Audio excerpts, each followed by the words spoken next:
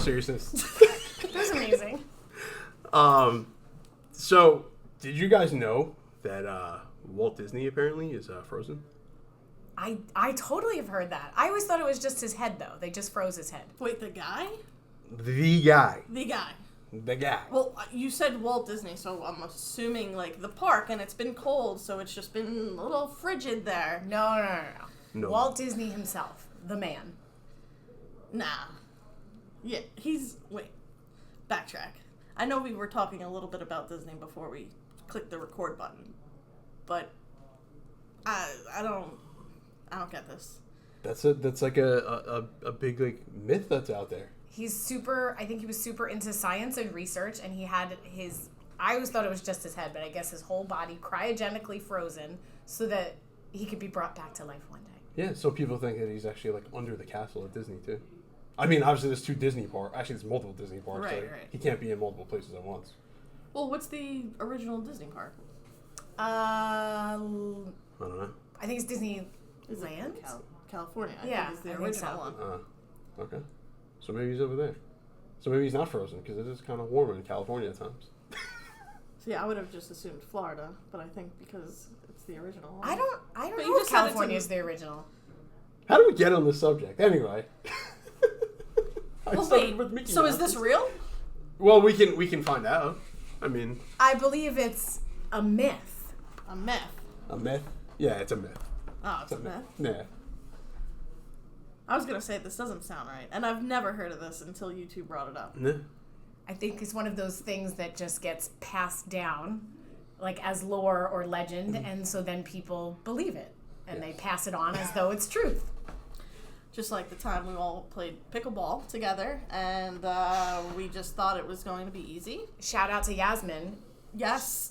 It's for everybody. Come on down. It'll be easy. It was good. It was good. I enjoyed it. I had a great time. Yeah. But it's not like you can pick it up in 2 seconds. No. There was a lot of thinking involved. Scorekeeping is not easy. Positioning, where to place the ball, where not to place the ball, how to hit it, how many bounces to hit it, you have to before hit it across. Yeah. So when you're serving, you have to be behind the line. Yes. And you have to serve it across, but diagonally Yes. to the person over there if you're playing doubles. Yes. I found out I can only serve in one direction. I can't go in. I think like, it's very the hard. Same for me, but when I'm tossing the pickleball, like I can hit it, but you seem to do better when you dropped it to the ground and then hit it. Yes. All different techniques. It's a lot of rules, but I'm still learning it. you gotta like dive in and just like do it, and then you start to. Oh, we dove in. Right. I found muscles I haven't used in a while. Yes. At one point, I literally dove and I like hurt my hip like an old person. I did some sort of ballerina leap across the court. But For no reason whatsoever. I was super aggressive for a ball I had no shot at. You do get really invested in it. Yeah. whenever it's over my head, which is 9 out of 10 of the time. Shout out to the shorties. Because I'm 5'1", I just feel like I'm like the Hulk. And I go for the ball that's like way over my head. And then a piece of advice that was given to me was like, you don't do that. Like, if it's way over where you are, Don't be like, the Hulk. it's probably out of bounds anyway. Right, like, it's right. not going to count regardless. Yeah. But that when we first walked in, though, like, this is where, like, the myth kind of comes into play. Like, you hear, like, everyone's playing pickleball now. Like, the past couple of years, like, this is what I've heard. Like, oh, I go to pickleball. I play pickleball. Right. And it was to And the point where senior it's like, citizen crowd. right. So when we really first took walked to it. in, that's where I was getting at. There was one court that we were actually waiting for, and there's 4 senior citizens playing. When I say senior citizens, I'm not saying like just as like at the cusp of age of senior citizens, like they were Firmly in that bracket. Yeah. And they had to be playing for years. Yeah. But they made it look so easy to the point where like you just look at each other and we're like, oh, we got this. Like especially 2 on each side, you know? Yeah. How hard could it be? And then you get out there and you're like, oh, wait. There's a lot more to it. Yeah. Just like a lot of things in teaching and IT. Yes, you're right. You're right. So, of course, this episode is about myths and busting of those myths. Mm-hmm. All things IT and education related. So what we'll do during this time is kind of shout out some things that people may believe or have gone by previously. And we're going to just take that topic and discuss it for a little bit and tell you why it's a myth or why it's not a myth. I like it. All right? So it'll be fun. Want to do your new teacher one first? You want me to throw out my first one? Yeah. The first one is fake it till you make it. I think everyone has heard that phrase as a new teacher and probably felt that that's what they should be doing. But myth, busted. Right. It is so important to ask for help when you need it. You don't have to pretend like you know what to do, like you have experience in this area. You have colleagues to lean on. You have a mentor. You have lots of people. Oh, really? Who's that? Oh, it's me. You have lots and lots of people to go to, and asking for help is not a sign of weakness. It's actually a sign of strength. Right. And just relating it back to the everyday life, right? Mm-hmm. When we were playing pickleball, like if we all showed up without Yasmin there, I think we would be like, okay, just hitting it like it was ping pong or something. Yeah. But we had someone there guiding us where to stand, where we should aim the ball at. And Jean Marie was very helpful too. So every time that there's something you're unsure about, or that you just need like, hey, can you check this over? I think that's what I find most useful. Sometimes I just need to talk it out, and a lot of times I will solve something myself, but I just need a sounding board and somebody to walk through it with me. And so that's a great tool to use as well. Right, and I think the three of us do that really well with each other. Yeah. In all the areas of, like, we're also friends outside of here. Sure. People didn't know that, too, so, like... I've never met you guys in my life. Yeah. We just kind of You brought them on actually- board. You guys actually have been holding me hostage for years.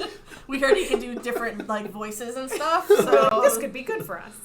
We'll bring them on. But yeah, so it's great to have those people that you can lean on, that you can feel also safe with in asking those things.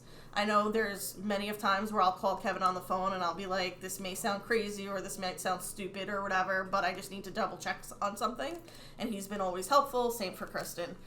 Sometimes you just need someone to hear your thoughts out loud to make a decision or figure out the best way to do things. Right. So you do not have to fake it till you make it. Myth busted. Mm-hmm. You're up, Kev. I think one thing I can put out there is that saving to Google Drive means that it's automatically organized. It's not? No.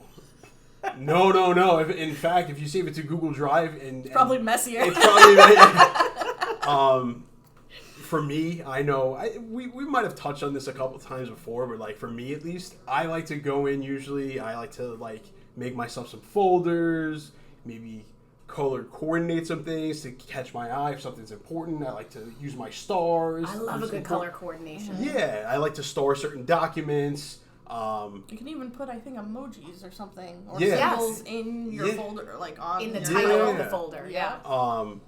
I think that like it's a big thing for probably everybody. Like I'd say probably, I'm sure teachers, they probably have tons of files. They're used to saving to their My Documents, which is it's similar, but different in that realm. Google Drive is very good because it's easy to kind of sync up to anywhere. Mm-hmm. But with that problem, you can become very unorganized.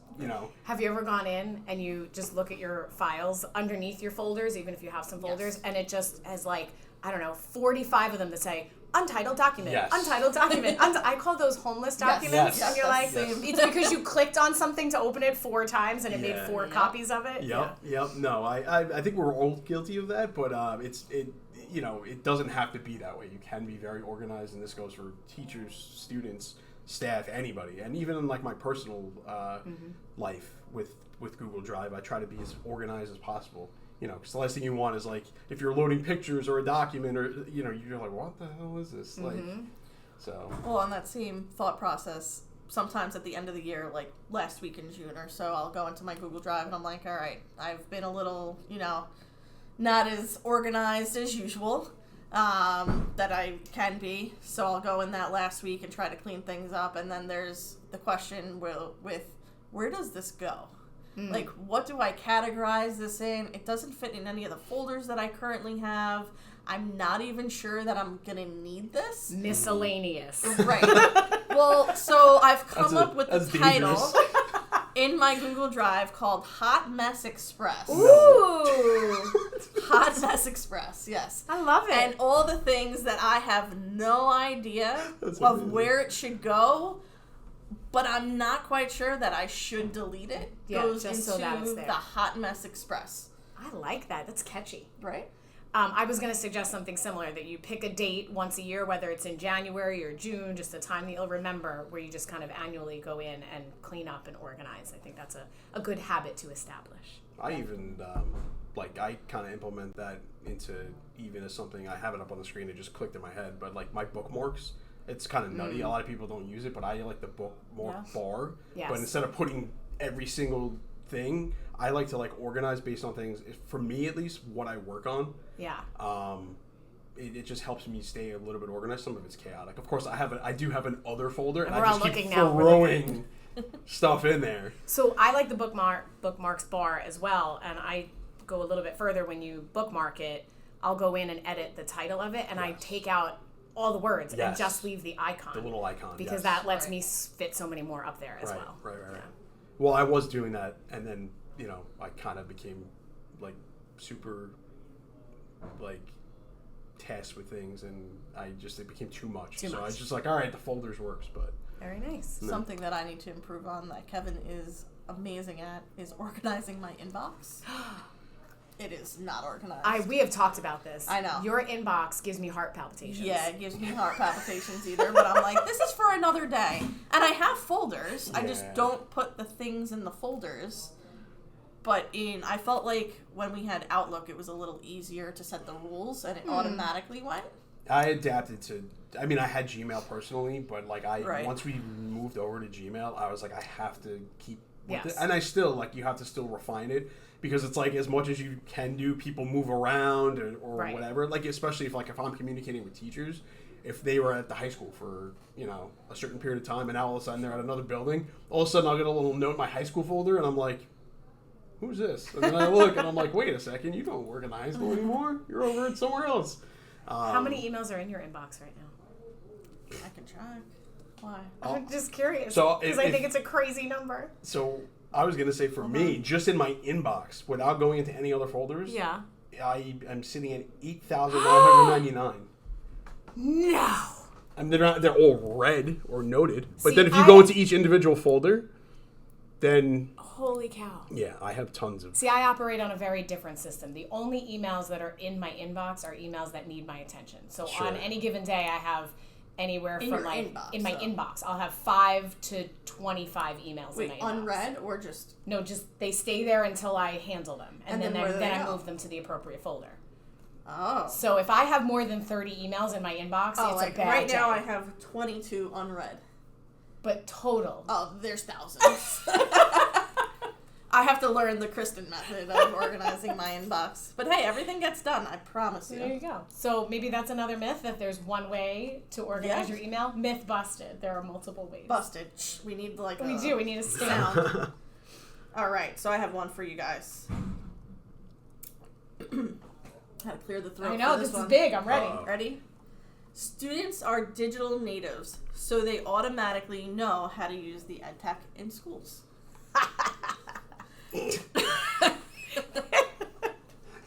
I know exactly why Kristen's laughing, but I'm going to tell one story before that. So one of the first years, I want to say it had to be like my first or second year in Connecticut. So I was still an employee of BOCES at this time. Okay. And earlier on in my career, what would happen is I spent a lot of times in our computer labs. So that way I made touch with the technology TAs there.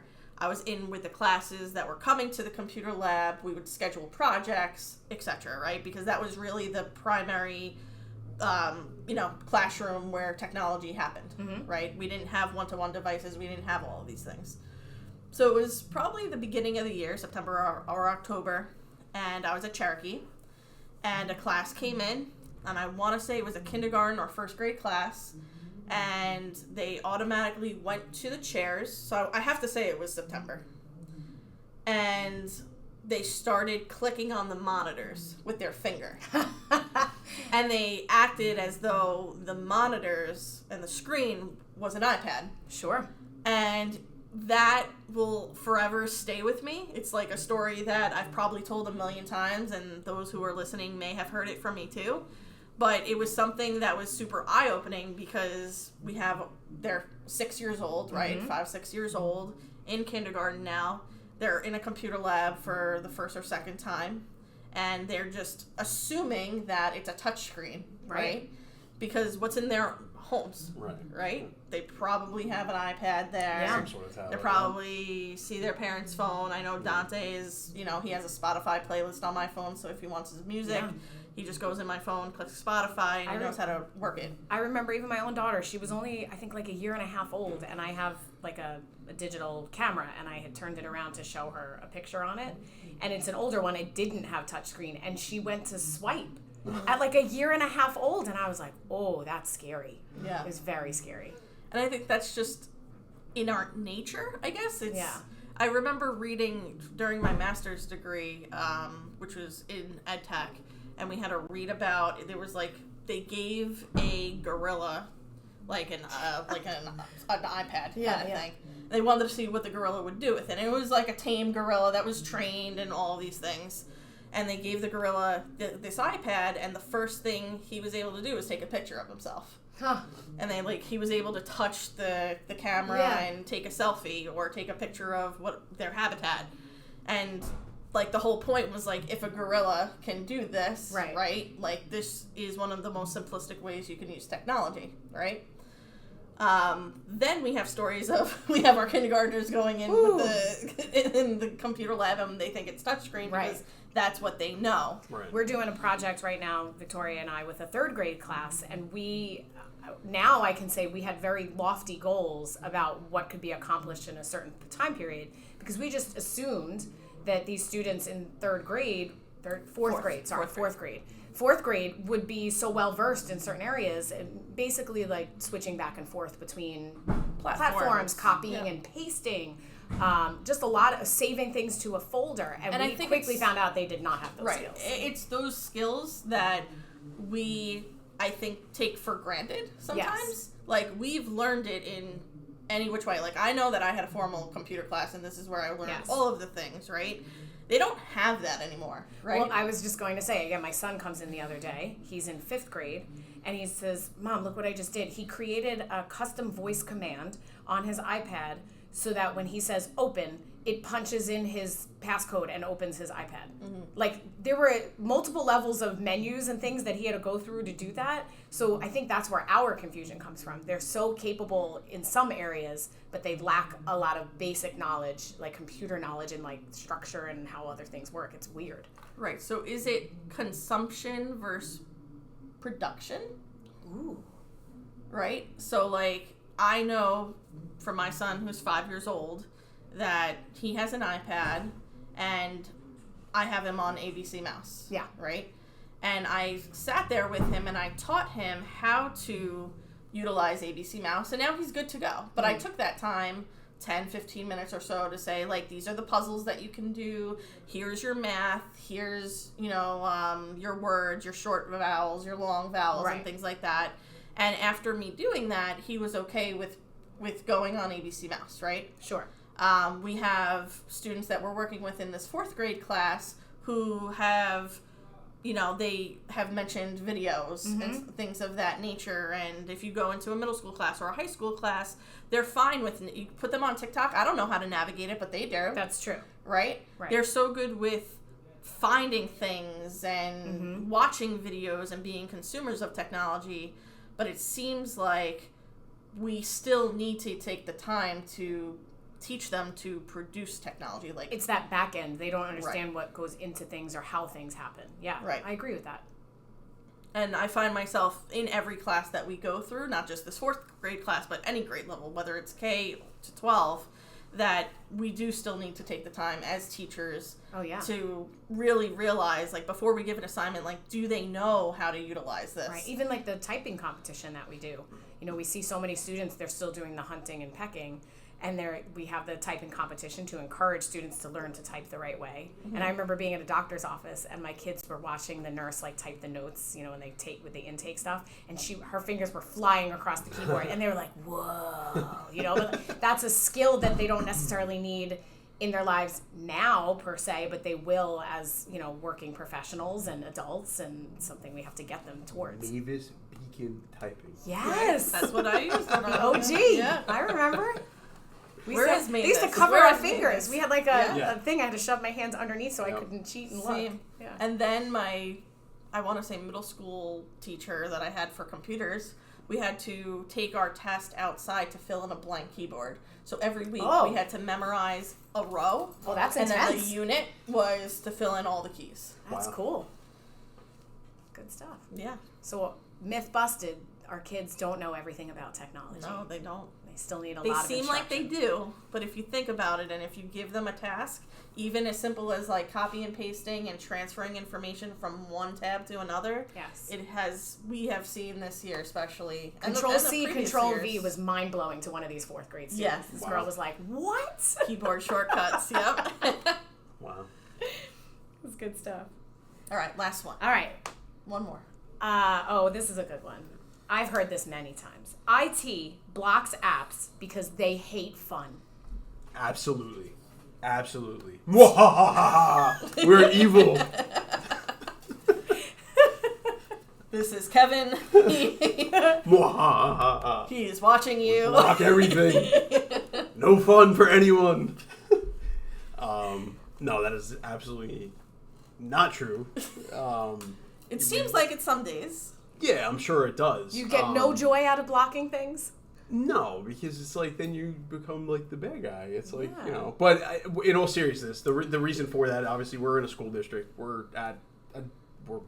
We work here. There's compliances to be withheld in here in the K-12 environment.